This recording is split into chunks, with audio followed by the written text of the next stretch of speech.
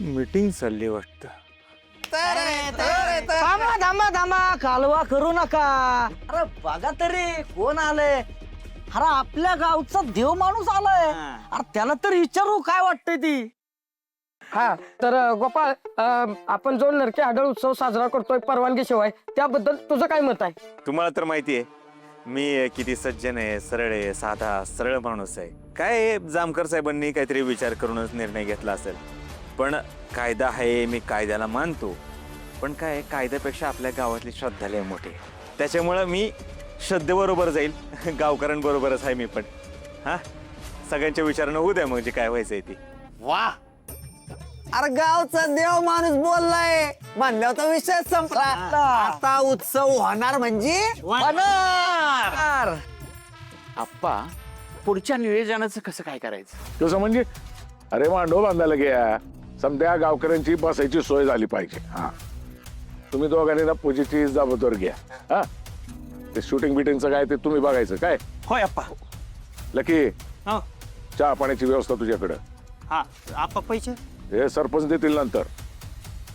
आणि सरपंच तुम्ही ना समजा सदस्यांना सांगा जबाबदारी द्या. काय आणि प्रसादाच्या जेवणाची जबाबदारी माझ्याकडं. आता फक्त तुम्हाला एक सांगा की मुखवटे साफ करण्याची जबाबदारी कोण घ्या.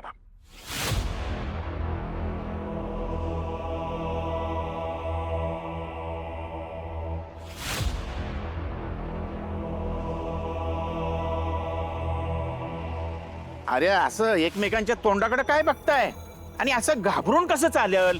मुखवट जर साफ नाही झालं तर उत्सव कसा होईल? मग तुम्ही घ्या ऍज अ सरपंच. घ्या घ्या घ्या घ्या घ्या. ऍज अ सरपंच मी घेतली असती जबाबदारी, पण त्याच्या अगोदरच माझ्यावर एक मोठी जबाबदारी दिलेली आहे. खरं खरं सांगा की बेलाय तुम्ही म्हणून जबाबदारी घेतली तर जीव जाईल. होय. आणि मुखोटा साफ करायचा इतिहास लय बेकार आहे. ज्यानं मुखोटे साफ केलेत ना तो जित्ताच नाही राहिलेला.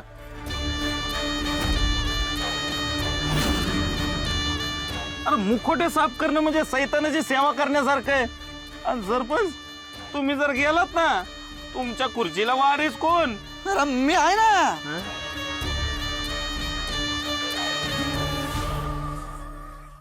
आर्याचा काटा काढण्याची हीच चांगली संधी आहे.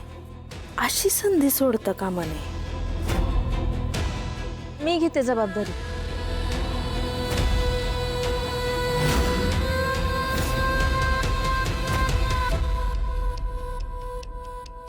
मुखवटे साफ करायची पण आणि सांभाळायची पण.